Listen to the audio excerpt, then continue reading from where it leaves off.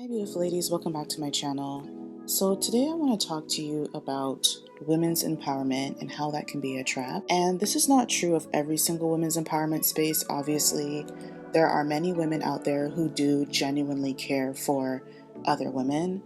A lot of times that stems from their own personal trauma that they've been through, and they want to empower other women, and especially younger women and young girls, so that they don't have to go through the same things that they've gone through. So, I totally get that these spaces are needed, etc. But for the most part, I noticed that women's empowerment can kind of be a trap because many women are forced to believe that there is a sisterhood and they strive to make connections with other women. Maybe you too also believe in empowering women and looking out for others, or you simply just want to have human connection with, someone who shares a gender with you. That's a normal thing to want to create community with those from the same gender. But sometimes when we strive for this, and I've seen so many instances of sisterhood, women's empowerment gone wrong that I'll share with you, and I know that many of you can relate as well, it's often at the benefit of someone else. So whenever you strive for this sisterhood, or you finally find an organization where for the most part you connect with people, and by the way, regardless of where you are, obviously you're not going to connect with everyone. Not everyone's going to like you, and you also don't like everyone, so it's kind of unrealistic to think that everyone's going to get along. But for the most part, people should be cordial enough to not allow the space to be toxic, and you should still be able to coexist. But I've found that a lot of these women's empowerment sisterhood spaces, even if it's not like an official women's empowerment space, sometimes even like on a micro level, whether like it's a school group, a campus group, or like even a church group, a lot of women force themselves to strive for these connections because, there's like this unspoken rule that like as a woman, especially if you're a woman of faith, like you should strive for sisterhood. But a lot of times this striving for connection is often done to create a guise to let others who are on the outside, maybe it's men who obviously wouldn't be a part of the space, or people who are looking to attract people to come to the organization, to create this guise that, there's support, a safe space for you to come and gather. And so by extension, that creates support for the organization.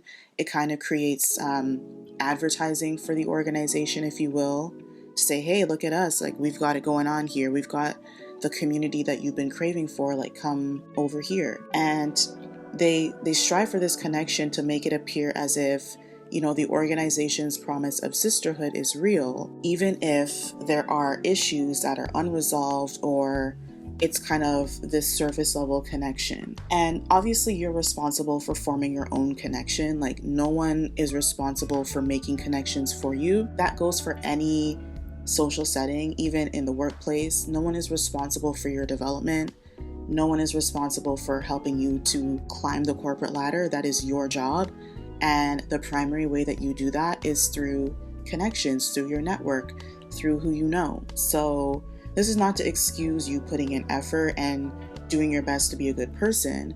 But for those who, you're a fairly genuine and sincere person, nothing abnormal, a lot of women I've heard from, and I've noticed myself, kind of feel as if the spaces where they kind of push this sisterhood empowerment the most, it's often very surface level. And sometimes it could be, if the organization is quite large, it can obviously be hard for you to form a connection with everyone. But a lot of larger organizations do a good job at creating smaller groups within the grand organization, so you can have that more one-on-one connection. Even then, a lot of women have, reported that it's kind of hard to still make connection with other women. This is because sisterhood is not an innate thing. It is not a given right that, you can easily possess, unless everyone involved in that situation is willing and committed to have an open mind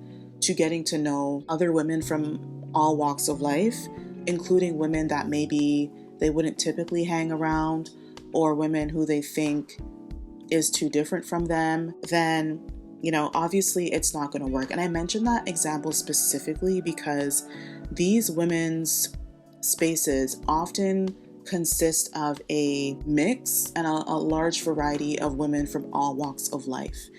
And there are organizations, that are more niche to cater to the specific needs of their audience, like women in tech, women in business, military wives, whatever, so that you have something a little bit more in common. But even then, you often see a rift in these women's spaces that I notice you typically don't have in other spaces, in other social settings where it's like, okay, we're just meeting here because we all want to get involved in community watch. Like, I notice there's more friction in women's spaces despite the commonalities that you guys share that are probably more common than other social settings. And despite this guise of, yeah, there's sisterhood, kumbaya, but yet still there's still so much conflict. And again, that's because a lot of women who push this, they're not doing it from a place of being authentic and genuine. They're doing it from a forced place, regardless of what their motive is. And there are different motives for pushing this, and when you force things, the more that you force something is the less authentic and genuine that it is. And it causes issues because you're often overlooking issues and telling others to kind of let it go. If something does arise with your sister in Christ, for example, or with your sorority sister, but this is harmful to those who either continue to suffer with no support in a fake nice environment. It also indirectly enables the other person's bad behavior if it goes unchecked. Because if it goes unchecked, even if that person doesn't outwardly behave in a way that, they intend to be harmful, if you don't correct certain behaviors, then obviously that person's going to think, oh, nothing's wrong, I'm going to continue. Sometimes I notice that women are more likely to overlook transgressions in these spaces because they don't want to disrupt the quote unquote sisterhood. But again, a lot of times it's not even a little thing like, oh, you kind of overstepped your boundary when I was supposed to do the social media post and you did it for me, and it just happened once. It was just an honest oversight, whatever, we all move on. A lot of times I've seen issues where it's like, okay, it starts off as a little gossip, and then you tell your friend, and then you bring this person in until it bubbles into this big thing where now there are rumors circulating about one person, and I've seen that happen in church settings, and you kind of don't address that because, oh, if I call that out, I don't want to call out those women and make them feel as if, they're not a part of the sisterhood. But meanwhile, you're actually not addressing the root cause in that you are ostracizing that woman who had to be the topic of everyone's conversation or the recipient of the gossip. And so now you are sacrificing the one for the greater good. Even though, if you had nipped that issue in the bud in the first place, you would weed out the women who are obviously not here to create a inclusive and safe environment the way that a lot of social justice warrior, women's empowerment adjacent type of spaces love to promote. You're actually creating a place that is contentious, which is contradicts the whole purpose of this space. And if you call that out, you're dramatic, it's not that serious, or you're just not willing to keep an open mind in order to make this work. So in order pretty much to make things work, you need to be willing to endure mistreatment. And obviously this can impact your mental health because you start to question if you're overthinking things or if you actually feel the way that you feel.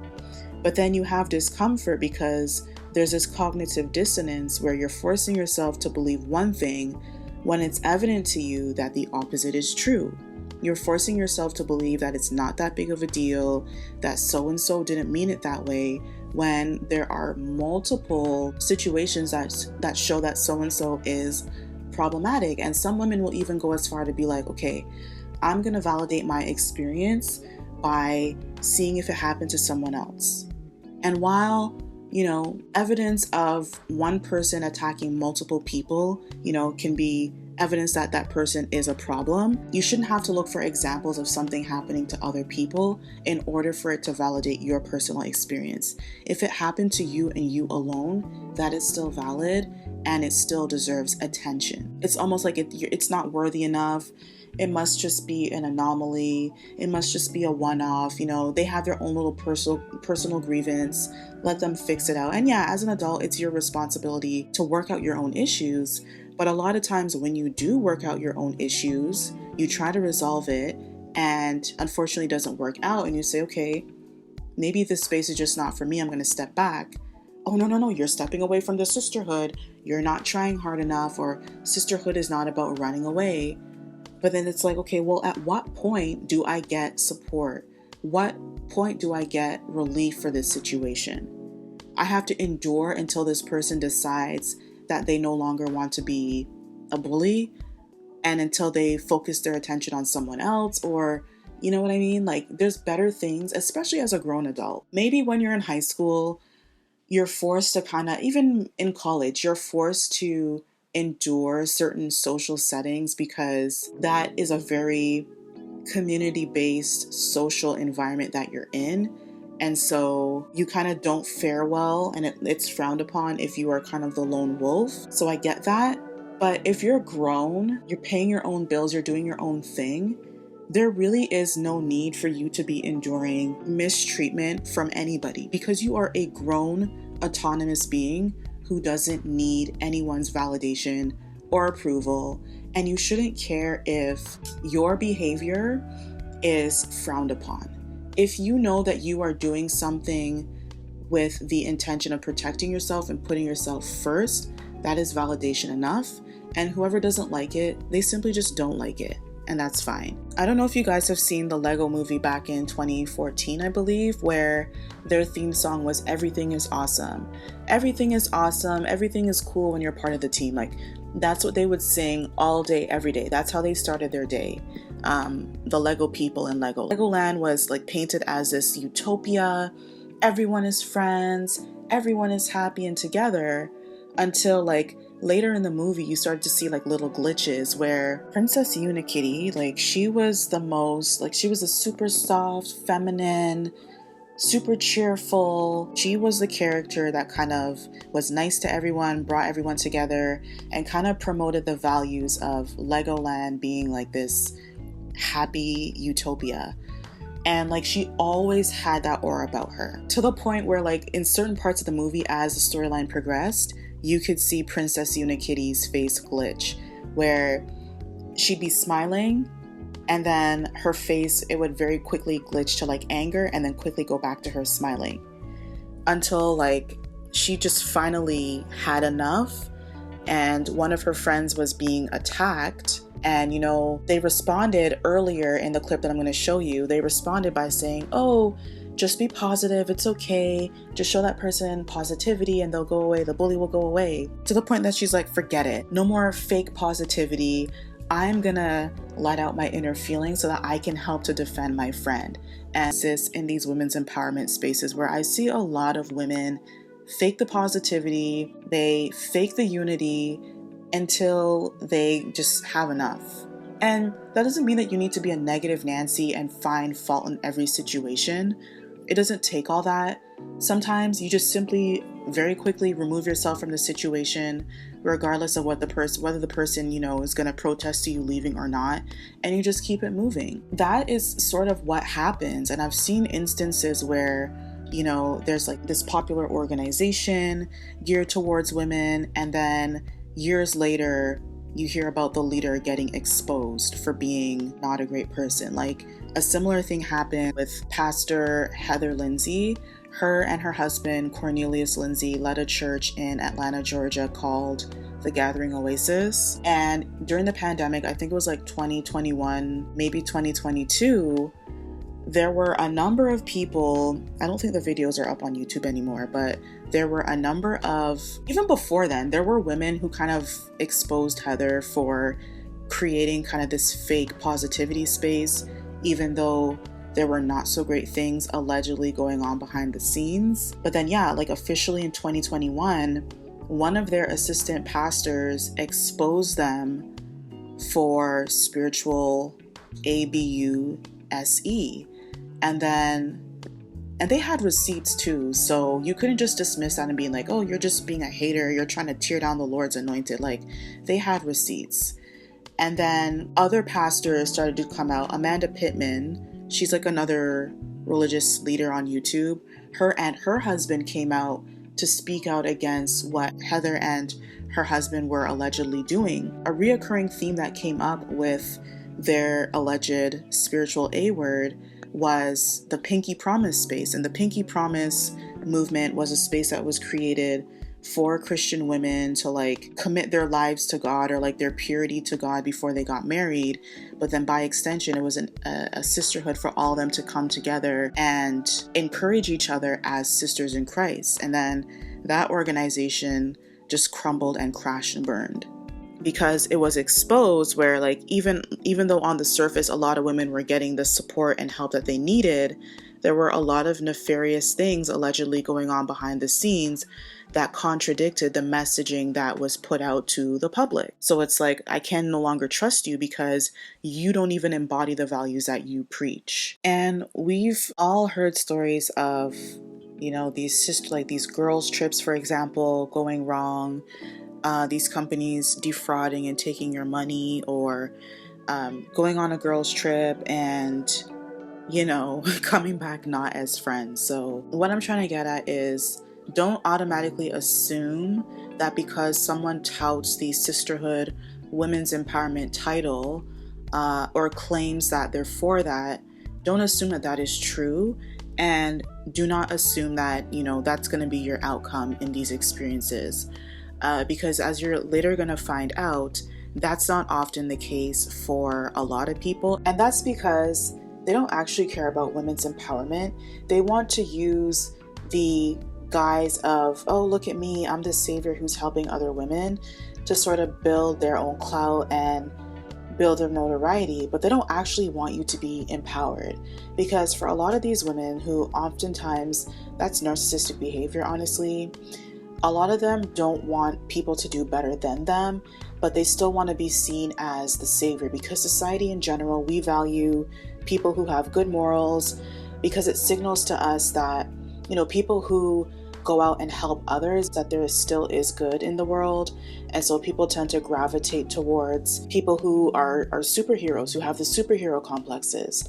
And so a lot of narcissists who get behind the women's empowerment movement, they do so that they can get the praise, but they don't actually want you to take heed for what they're saying and actually apply it, because the moment that you do it, that means that you're actually going to become empowered, and then that creates actual real life competition that a lot of these women fear. They don't actually see sisterhood as a community where there is space for everyone to grow and thrive and succeed in their own right. They see it as a competition. If you notice in these spaces, if you get to know a lot of these leaders, a lot of them are super competitive, and they have a massive ego and power trip where they want to make it known to everyone that they are the leader, they are the boss, and they are in charge. And you, my little minions, that's exactly what you are. You are just my little minion, and you need to just blindly follow me and do what I say. But don't actually do it so well to the point that the student starts to outshine the master. Because then we have a real problem of, oh wow, this empire that I built upon this shaky foundation is actually going to be threatened now, because people may turn their attention towards someone who actually has something meaningful and tangible to offer. Or there might just very well be more women who are no longer impoverished, and because I base my success upon other people around me failing, instead of me just simply succeeding and being content in that, now I have to grapple with the fact that this platform that I built is not going to last as long.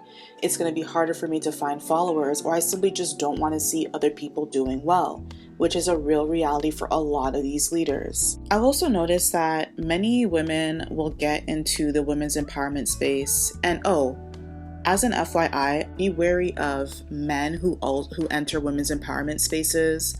There are so many men who, for example, we've heard of the story of Derek Jackson, where he gave all this advice to primarily Black women on how to get a good man and how to stand out as a good woman.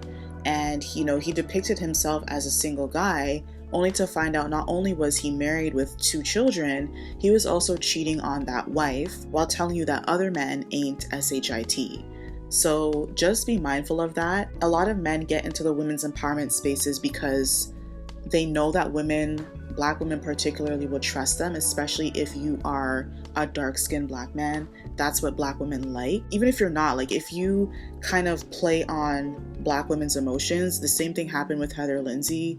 Black women kind of glorify and desire marriage and relationships specifically to Black men. And so because Heather Lindsay was and is married to a Black man, and she's a good-looking woman, she was easily able to deliver that message, even though there were allegedly other things happening behind the scenes. Same thing with Derek Jackson. Because he presented the image of what the average Black woman wants, he was able to easily deceive people. So be very, very wary of men entering women's spaces. That's just weird to me. It's like, don't you have like your own brotherhood to go to attend to? Like, don't you have some men to go mentor? Like, why are you coming into a woman's space and telling us what to do? Like, shouldn't you focus on the young men that need guidance? And a lot of times men will say, oh, I'm providing that fatherly covering that a lot of Black women don't have, or I'm providing that brotherhood that a lot of Black women miss out on. And that's true. That's them manipulating you and playing up on a sensitive spot for you, because a lot of Black women do not have father figures, let alone positive father figures. So when you're saying all the right things and you are presenting yourself as sort of the quote unquote savior to help you, get out of your issues, then of course, your audience is going to naturally gravitate towards your messaging. So be very, very mindful, because a lot of these men who paint themselves as a savior are being exposed for being fraudsters. And women too, and then like you end up feeling jaded and feeling discouraged, because it's like, I believed that there was hope in the messaging, that there were good people out there, only to find out, no, they were just manipulating you to get a quick buck. So yeah, back to the point that I was making before, I noticed that many people get into the sisterhood, women's empowerment space as a quick and easy way to gain notoriety, to build a brand, and to earn a living. Many of them have no formal education. They didn't go to college. And so obviously, if you don't have a college education, or at least some sort of skill that's in demand, a trade to make you a living, then you're going to be working a minimum wage, low paying job.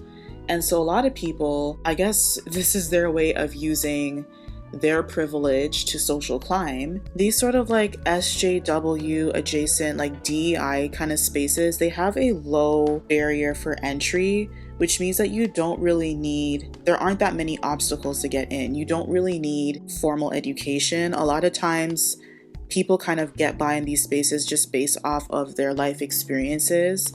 And if you have the life experience, or you're at least able to convince people that you have that life experience, based with you being charismatic, you're able to sort of use the vernacular that sounds as if you are well informed on the topic, then people tend to gravitate towards that messaging, which is why women like Rachel Dolezal were able to enter the SJW Black space and sort of paint herself as someone who's down with the cause, I guess, only for her to later be exposed as being a fraudster. This is where a lot of you end up getting defrauded and lied to, because because of this low barrier of entry, it also means that there is less accountability, because you don't really have the credentials that are required in the first place to get in, and yet still people entrust their lives and their information with you. And so there's really nowhere or no one holding you accountable. It's not like in medicine, for example, where your license is issued by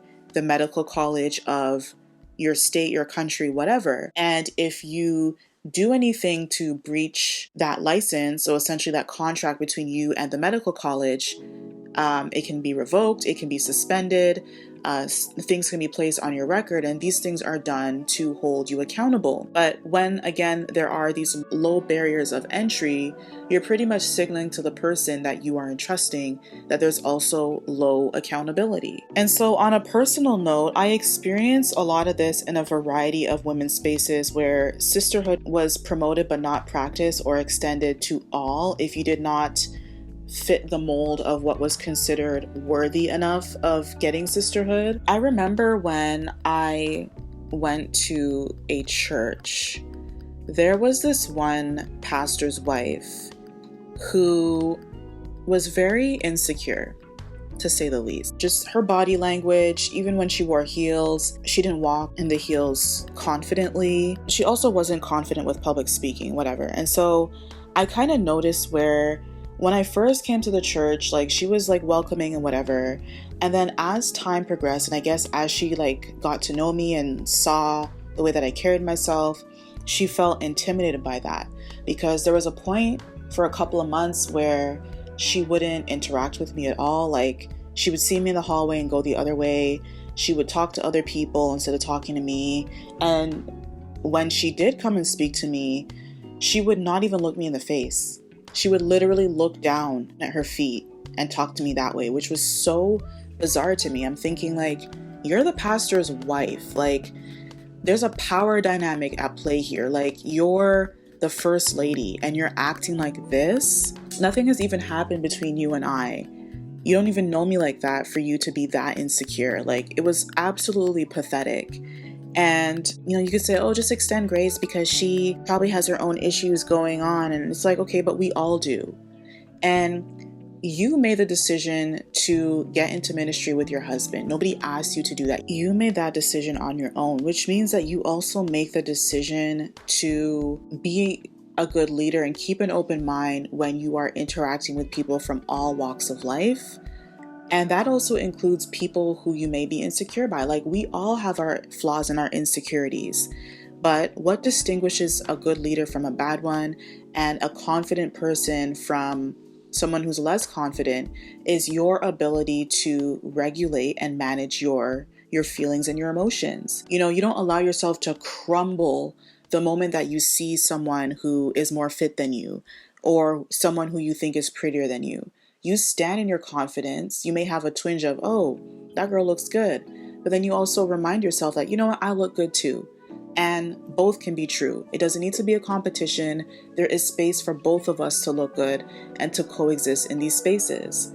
And I knew that she was talking about me to her cronies because there was this one woman that, you know, we were cordial with each other. She would see me and she would hug me and say, how are you doing, sweetheart? And blah, blah, blah.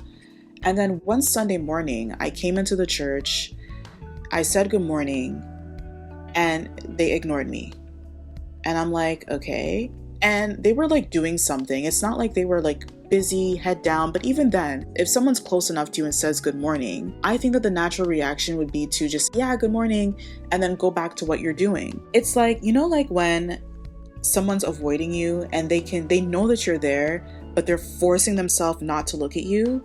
That was going on with the group of them. And I'm like, you know what? I'm done. I refuse to, not only is that inappropriate, but I refuse to be in a space where women are like that. I need to be around women who are confident because that energy is contagious.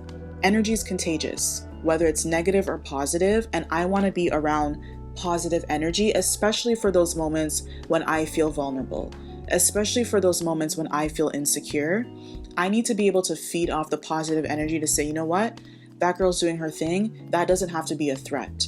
That doesn't have to be an indicator. That's not an indicator that I'm not doing well. That should be motivation for me to say, you know what? If she can do it, so can I.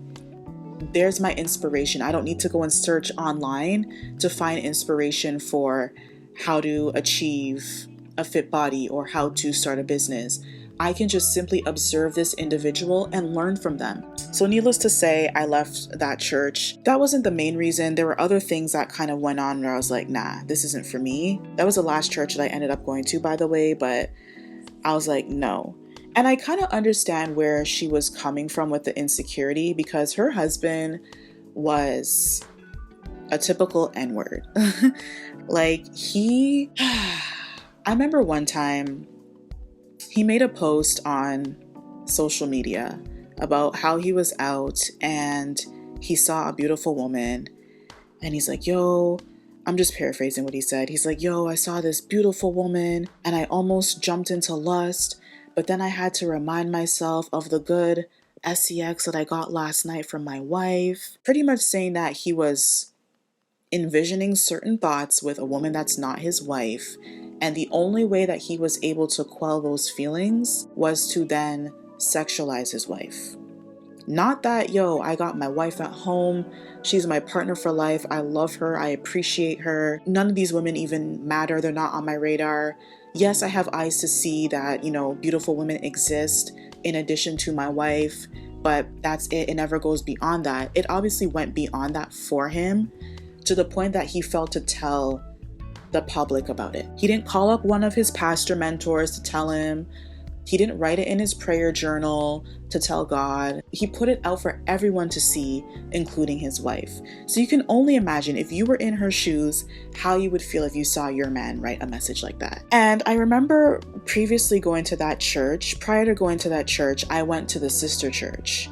And I mean, I guess serves me right, because if they're a sister church, that means that they're probably very similar in their behaviors and practices alongside their values. But I went to the sister church previously, and I shared the story. This was a story that I had with the small group leader and the big back, and how they pretty much try to place the blame on me for her being insecure. Anyway, I remember there was this women's conference. They hold a women's conference every year. And I remember the pastor's wife. And by the way, this is another thing. I feel like just because your husband is a pastor and he starts a ministry doesn't mean that you should also start the ministry with him.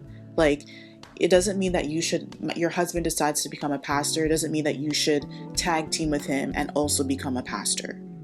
You can be the first lady and support ministry, women's ministry or whatever, but I feel like a lot of women fall into these problems because they're pressured to pick up a title that they didn't want themselves.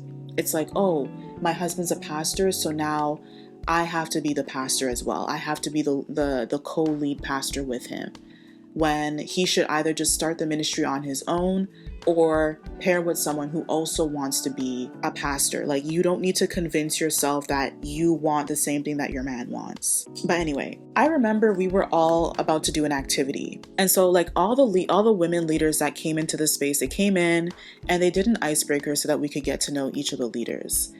And the pastor's wife asked, let's call her Pastor Joy. Pastor Joy said, if you could be a luxury vehicle, what would it be? And one of the women said, I think she said Benz or something. And Pastor Joy had such a snarky response to that woman. She's like, oh, really? You think that you're a Benz? Oh, that's interesting. So passive aggressive and nice nasty for no reason. And it's not like that woman was trying to flex and be like, I'm Benz quality, and the rest of you guys are basic cars. You asked her specifically what luxury vehicle she thinks she is, and she answered. Did you expect her to be like, oh, I'm not a luxury vehicle. I'm a humble woman. I'm okay with being a Honda. I'm okay with being a Toyota. No, she followed your instructions. She went along and she said, just, going along with it very casually, yeah, I'm a Benz. And this woman is not haughty at all. The woman who answered, she's a very easygoing, laid back, non-problematic woman. So I immediately clocked it that this woman was being messy and she was trying to humble her. Even though you led her to ask this question, you were pretty much telling her and everyone who watched that she is not worthy of being a luxury vehicle. And by the way, a Mercedes-Benz is like one of the most basic level, entry level luxury cars. Okay? It is not an Aston Martin. It is not a Porsche even. It is just to me, in my opinion, yes, Mercedes-Benz, they have really, really good features. I'm not shitting on it. They drive really nicely. But most people, when they first come into money, that's the first car that they can get because it is more on the affordable end in the luxury space. But that woman, Pastor Joy's response to that woman's response just showed how little she thought of that woman and pretty much said that you are unworthy and made it her duty to tell everybody that too. That, I don't know, the woman handled it well. I don't even know if she realized. She was just like, oh yeah, haha. But like, I was like, girl, that is messy. And that pastor's wife, there was another instance where there was another icebreaker, and I think she said, write down something that you're struggling with. I can't remember what she said specifically. And she's like, oh, don't worry, I won't judge you for sleeping with your boyfriend the night before. Back then I was a pygmy too, so I was very much purity culture. But even then I clocked it and I was like, that was pretty messy and shady. Like, why would you say that to a group of women who maybe there is someone in the audience who struggled with purity? Purity, I say that loosely, quote unquote. But maybe she struggled with unhealthy relationships. Maybe, yeah, she was with her boyfriend a couple nights before and then said, you know what? I want to turn a new page in the chapter of my life and set myself up for success. I want to learn how to let go of unhealthy relationships. And so I'm going to start a fresh chapter at this women's retreat. So can you just imagine how someone who may be grappling with unhealthy relationships would feel when she heard that? Like, oh dang, I'm being judged. I'm one of those women. You know what? Maybe I shouldn't give it my all because clearly I'm not ready yet. And it's like, it wasn't, she didn't even say it like jokingly. And I knew she didn't say it jokingly because she's not the type to really make jokes. She was a very serious woman. Like, she had like her inner circle. She was in charge of like the creative team. So they were the ones who were in charge of like managing the lights and the music and putting on the production. And so if you were not a part of that team, she pretty much did not even acknowledge your existence. It's not like she was a friendly, I'm down with everybody, I like to crack jokes type of woman. Like, she was very, very serious. And so for her to make that comment, it really came off as snarky. And when she said it, no one laughed. You could tell that this woman had like insecurity issues because any opportunity that she got, she would always let you know that she likes designer things. But there was no evidence of that. It's not like this woman dressed down. Like, think of like Heather Lindsay dressed down, Sarah Jakes Roberts dressing to the nines. This woman, I swear it was her uniform. She would only show up to church in faded black jeans, an oversized t-shirt that she would like stuff the front of the shirt into her pants. She thought like that was the style in the 2010s. And she would wear like Converse. Like, very seldom would you see her in high heels. Or if she did, it was like very outdated heels from like the early 2000s. So she wasn't a fashion buff, even though she made it seem like, oh, I have all this designer. And it's like, okay, you're the one who's constantly name dropping these labels in the middle of worship. Any opportunity that you get, like, where's the evidence of this? And you know that she tried to do it to try to like one up her audience, because the audience was a nice mix. There were people who were upper middle class. There were people who were working class. There were people who were fairly wealthy. But like, the average person was just average, like middle class. And so I guess she tried to do that as a way to distinguish herself as being better than the average woman. Like, oh, I have all these designers, even though no one saw it. And she drove a Honda Pilot. Again, no shade to Honda. It's a very reliable car brand. Honda Pilots, in my opinion, look good. But it's like, if you're going to be like dropping and letting everybody know that you have all this going on, at least make sure that you have proof that, you know, you're living this lifestyle. That just told me in those church spaces. And that was the pastor, by the way, when I had the issue with Big Back and I tried to like get a resolution, she completely ignored my situation. She didn't respond like until a month after. And then she's like, oh yeah, oops, I forgot, you know, that this was going on. I just remembered. So then when I finally gave up and left that church, Big Back actually saw me in public and told me that she left too because people started asking her questions. They put two and two together. I didn't tell anyone what was going on. They put two and two together and said, hey, like, that person left after you did this. Pretty much saying like, it's your fault that this drama was going on. And so she left because I guess she was embarrassed for being called out. And then Pastor Joy was the one who called her back and said, no, you come back, like, don't worry about it, it's okay, you're welcome here. And she was a part of Pastor Joy's creative team, so I guess that's why she wasn't threatened by her, but also she was a big back. Like, Pastor Joy was like, I guess, like average build, so she didn't feel threatened by her. The girl's teeth also looked like she chewed rocks. Very crooked, gummy smile. So maybe that's why she was like, oh, this girl isn't a threat to me. Like, she's not a quote unquote pretty girl, so whatever. Long story short, that let me know that these women's spaces, even in religious settings, are not always safe for women to be in. If you are not a part of the inner circle, then you can also fall victim to mistreatment. And it's even worse when you're in a religious setting and you experience this, because then it's like, I came to this place as a place of refuge, and now I'm having to run away again because I'm being mistreated. So yeah, that is very common and very likely to happen. And so if it's happened to you, like, don't feel as if it's something that's wrong. If you know that you're not being a weirdo, you know, you're respecting people's boundaries, in general, you get along with people fairly well, then that should be a clear indication to you that you're not the problem, and maybe that organization is the issue and you should move on. And I knew that that church was the problem because there was another young lady that was there. She was a single mother. So I don't know if maybe because all of those girls were like not single moms. Some of them were married or dating and some of them were single. So I don't know if they looked down on her because she was a single mom, but that girl, for the most part, like, she was not problematic. Like, she was a sweet girl to get along with. Like, she wasn't ghetto or loud and aggressive. So she was like a cool person to be around. But there was this one girl, we'll call her Erica. Erica had a crush on this one guy in the church. It's always a guy. And the guy, let's call him Jim. Jim was close friends with, let's call the young lady Sarah. So Jim was close friends with Sarah. And he even played like a mentor type of role to Sarah's child, to Sarah's son. And so I guess Erica was jealous of that because, like, she was desperate for this guy. Like, it wasn't even like I have a crush on him. Like, she would follow him around. She would make stupid jokes to try to get his attention.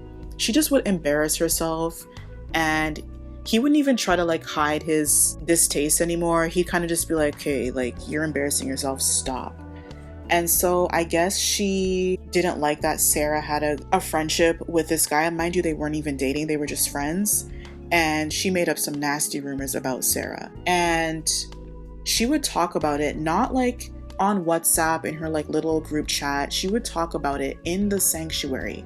After you just finished pretending to worship Jesus, you would have your little girlfriends hanging around you and talk about this girl. Gossip about her, talk about how loose she is because Jim likes Sarah and he doesn't like you. And so the only way that he could ever want to be in the company of Sarah is if he's getting something physically from Sarah. It was nasty. And I remember Sarah, like, obviously felt defeated about it, went to Pastor Joy to resolve the issue, and Pastor Joy ignored it pretty much. To the point that Sarah ended up leaving the church, obviously. Pastor Joy didn't even call her back because, again, like, Sarah wasn't a part of the creative team, and I guess they also didn't like the fact that this young lady was a single mother, even though she pretty much turned her life around, you know, was working to get her education. She was involved in child and youth work. So like she was doing what she needed to do to have a good life for herself and her son. But even though, you know, they had this come as you are, you know, you're welcome in this space as a woman. And they knew Sarah's story of previously having experiencing intimate partner violence in that relationship that she left. And, you know, she was doing so well in remaining on the straight and narrow, they still just didn't accept her and they shunned her, even though there's sisterhood here and you're welcome here. It was complete, total BS. And so I think that eventually Sarah ended up going back to that church, which made no sense to me. Like, why would you go back to a church where they demonstrated to you that they don't care about you? And then honestly, the moment that she went back to that church was when things went downhill for her. She ended up getting engaged to a guy. I don't know if it was her child's father or some other guy, but I heard he was a complete loser. So not at all what you would expect from someone who's doing well. That engagement ended and she ended up getting pregnant in like 2021 or 22, had the baby, and then she got engaged after, and I think that engagement recently ended as well. And I honestly think that that happened because she fell into those unhealthy relationships with those men because she was looking for that acceptance. And because, you know, she believed in the whole sisterhood at this church and very quickly learned that that wasn't going to be extended to her, she obviously felt bad and rejected and was trying to find solace and acceptance, which a lot of women try to find in an intimate partner relationship. And both of those relationships ended up ending badly for her. And now she's on a quest again to try to redeem herself and try to do damage control and do better so that she can have a better life for her and now her 2 kids. So prior to that church experience, or probably at around the same time actually, I remember I was a part of a student group on campus. And so every year, the student union and all of the student groups, and if you are a Black leader of a non-Black group, you would still be invited to contribute to the Black History Month planning for the year. So there was this one female leader, part of the student union. She planned a conference for Black History Month, and she was able to secure a very prominent social justice leader in the community. She was able to get him, I'm not going to name the person's name, but he's a very well-known, it's not Dr. Umar. He's a very well-known activist in the Black community. And so obviously it was a very notable, high-profile individual. And so obviously you would want to sell tickets so that you get a large turnout for this person. So she asked each of the student leaders to commit to partnering with her to get these tickets sold. In exchange, we could say, oh, you know, we helped to plan the event for said activist, and pretty much you get bragging rights and you get your name on a poster. I had previously worked with this individual on another event, and she pretty much took it over and made it her own, and I got 0 credit. So I was like, no, you burned me once, I am not going to fall for that again. And also, you asked me last minute, you asked all of the student groups last minute to join along with you, which told me that this individual had no intention of actually partnering because they would have included us in the initial stages of planning, but they pulled us in last minute, I guess, in a desperate attempt to help make the ticket sales, because obviously the ticket sales were not going well on their own. And this person, by the way, is a big time. She is one of the co-founders of a Black Lives Matter chapter. And so she's very much pro-Black, obviously. She will often speak about being anti-oppression, being pro-womanist, so a Black feminist, which would then indicate to you okay, you care for women's needs, you're a champion for women, Black women's rights specifically. My previous experience with that individual told me otherwise. And then, an experience that other people have had with her told me otherwise as well. So she pretty much was like, oh, Black Exotical needs to get over what happened in the past and focus on the greater objective. This is a greater good for the Black collective, blah, blah, blah. And I was like, girl, I know that you don't give a shit about the greater collective. You just want to be able to have the clout and the bragging rights to say that you put on this event, and you want to use our labor to achieve that goal. And I'm sorry, but no. So I ended up looking like the bad guy. But then when the event came in and went, one of the members who were on my team, we had a meeting, and she's like, you know what? You were right for standing your ground and saying no. Because not only, first of all, the volunteers that, in addition to the ticket sales, we had to get a certain number of volunteers to help with the event. Makes sense. That's a reasonable ask. But the volunteers didn't even get to volunteer. She had a bunch of people kind of sitting, twiddling their thumbs, and they're saying, hey, what work do you have for us to do? What can we do? We're kind of just sitting here. And they're like, yeah, we'll get to you soon. When it was only her close people that she allowed to be seen in front of this activist, and everybody else was kind of just sitting around, not even allowed to engage, not even allowed to be in the space, so that even at the very least, they could be seen in the photos taken of the event. So you wasted people's time on a Saturday morning. You know, when you're in college, your time is precious. You could have spent that time sleeping in. You could have spent that time writing a paper, working out, but no. You wasted people's time just so that you could say that you have all these bodies ready to support your event. And then with the ticket sales, this individual didn't tell people that if you did not sell X amount of tickets, you were responsible for paying out the difference. So it wasn't a, okay, you know, you sold X amount and you still have some left over, give us back the tickets, you know, thank you for helping us out. It was a, no, now you owe me $300 because you didn't sell the remainder of the tickets. So they cared more about profits and not only getting people to come out, but making sure that they didn't have to carry the deficit, the loss. And if these student groups didn't pay, they would just simply take it out of their levy. So when you pay your tuition, a portion of that goes to student life, student activities on campus. That would usually go to the student union. And then the student union typically pays student groups on campus. They give them like a portion of money to help them put on programming for the year.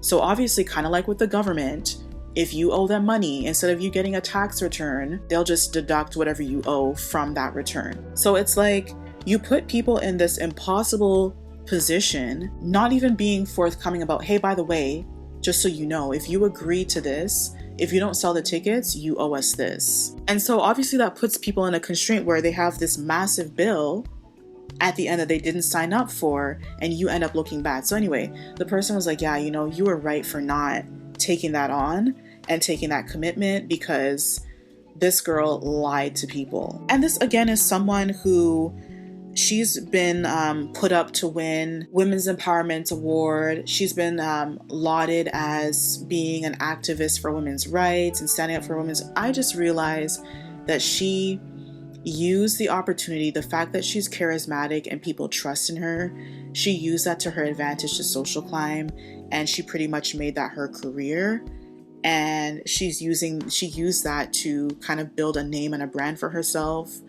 Then moving on to being one of the co-founders of a Black Lives Matter chapter. And now she doesn't give a shit about you. She will use you for her benefit to achieve her mandate. But when she's done with you or you serve no purpose, she'll be kicking you to the curb despite talking about women's empowerment and sisterhood. So that's one thing that I notice again in these spaces. They are not genuine or authentic. And again, a lot of people fall victim and prey to these spaces because they fall for the promise of sisterhood. They so desperately want and need that, you know, they end up not getting what they want. So I say all this to say, don't be so desperate for friends and sisterhood that you force yourself to endure mistreatment in the name of sisterhood and women's empowerment. Have boundaries and prioritize allies over friends. And at the first sign of mistreatment, don't gaslight yourself and second guess yourself and stick around. Leave at the first sign of disrespect. And even if the person didn't disrespect you and they disrespected someone else, also take that as a sign for you to heed, because if that person has it in them to mistreat one person, they have it in them to mistreat you, and it's only a matter of time. So I look at people's character and principle over what they say. And I'm also not saying don't attend these events, okay, because you can find value in a lot of these women's rights spaces. And I have so many stories to share about, you know, instances where this has happened, but the video is already very long, so maybe I'll save those stories for another time. But just be mindful and don't place high expectations of sisterhood on yourself or force yourself to stick around just because it benefits someone else and you think you're going to get this promise later on, or else you're going to end up being disappointed. And then when you're disappointed and you feel as if your trust has been broken, you're more likely to fall into harmful, unhealthy habits, probably that you've let go of before in the past. You know, these can reoccur again. Thank you so much for listening. Let me know what you think about this one down below in the comments, and I will see you in the next video. Memberships are now live on this channel. Click the link in the description box to sign up to receive access to exclusive content and perks.